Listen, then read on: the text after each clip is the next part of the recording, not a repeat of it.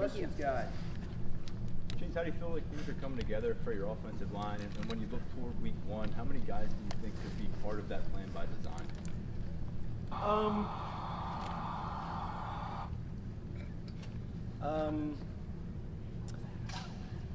I think we got a chance to have 8 guys. I think we'll have more than 2 tackles play. I think we'll have at least 3 guards play, and I think we'll have 2 centers play. So, how much? We'll see. We still got a ton of work to do between now and then, but I think we have probably a little bit more depth than we've had in the past. So that's a good thing.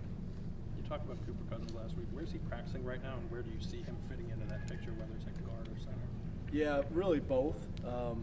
He started out, as you know, typically with young players, you try to keep them at one spot, but he's done such a nice job this spring and done such a nice job this summer camp that we're playing him at both right now. And I think he could legitimately get in the game at both positions, center and guard. James, we didn't get to see Alonzo Ford last year. How's he progressed throughout the offseason? Yeah, he's been a real pleasant surprise. He really has. He's very good against the run. I think as he continues to gain confidence and get his body back from that amount of time off, with his injury, I think he'll get better and better and better in the pass game. But right now, he's got a really.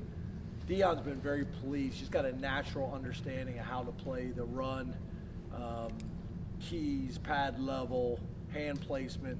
Been good. He's been a pleasant surprise, a nice addition. I mean, obviously we were excited about hopefully what he would have been able to do last year, but I hadn't really had a chance to see him a whole lot. So he's been a nice, pleasant surprise for us for depth inside. And I think as he continues to get back into football shape, I think he could be competing for a starting job. James, how would you describe the state of the offense with about 2 weeks left before game week? I think it's good. I think that the biggest thing is Trey and Liam have really had a nice camp, and whether it's the coaches or whether it's defensive players or whether it's Tom Allen in the team meeting today talking about the receivers' improvement, but specifically Trey and Liam, I think has been pretty good. So I think they've been probably the biggest difference. Obviously, Drew and Bo are really doing some good things in year 2. And then I think Nick and Katron are playing with a ton of confidence right now. The third back, we've had some bumps and bruises, so haven't really had a chance to make any decisions on a third back yet. That's still a big question mark to be determined. Not really like we're not sure if we have a third back. It's just who is it going to be at this point. James, you had mentioned at the end of spring ball that you were hoping to see more of a Quentin Martin during the spring than he got. Now that you've got more sample size, what is he showing now versus what you saw earlier in the year? Yeah, kind of what I just said. That the third backs have had some bumps and bruises, so I haven't had enough really to evaluate those guys yet. Coach, I asked Coach Allen last week what players stood out to him. He said Khalil Dinkins, which surprised me given that Khalil's an offensive player. What kind of fall has Khalil had so far?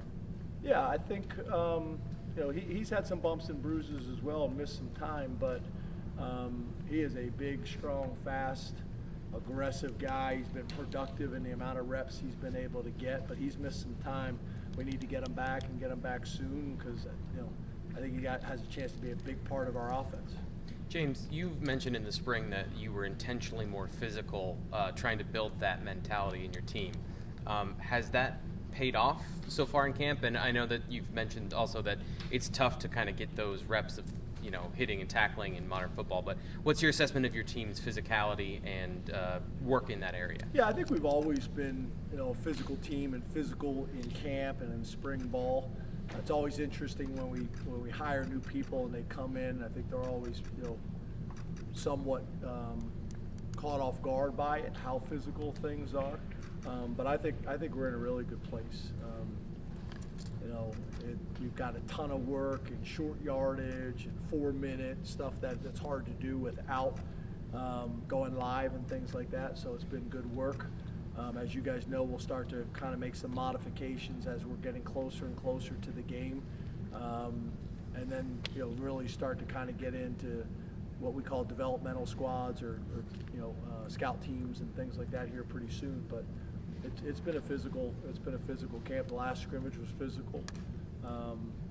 Even today's practice has been very physical, even when it's stud periods.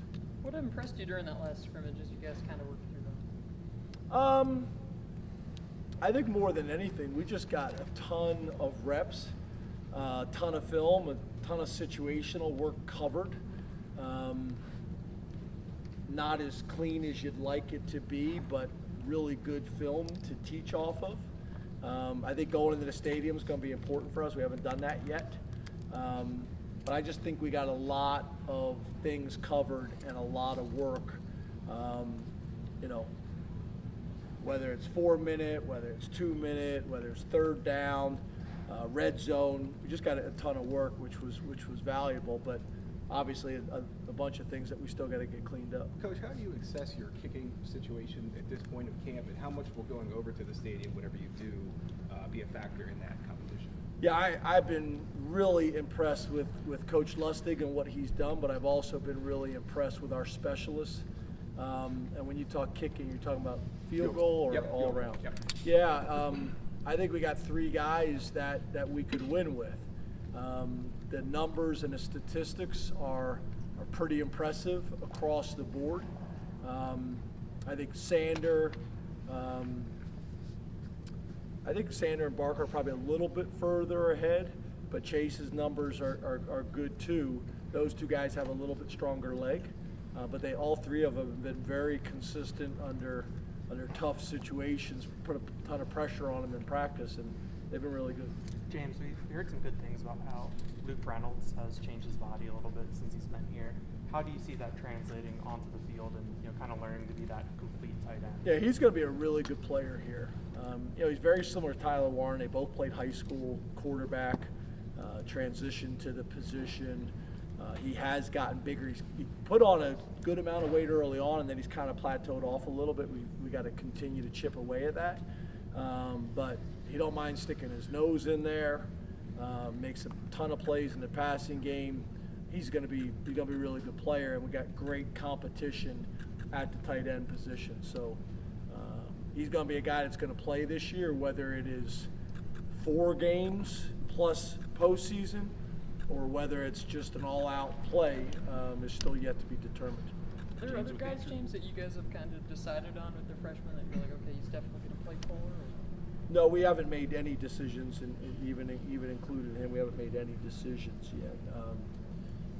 Obviously, some guys, we'll see how it plays out, but you got the 4 games to play with, so we'll see what happens. 2 more guys. James, with Andrew Nelson being back with the program, just curious, how often is he talking with you and the coaches and players, and what's been an early impact that he's had in the program? He talks in a staff meeting every single day, giving us information.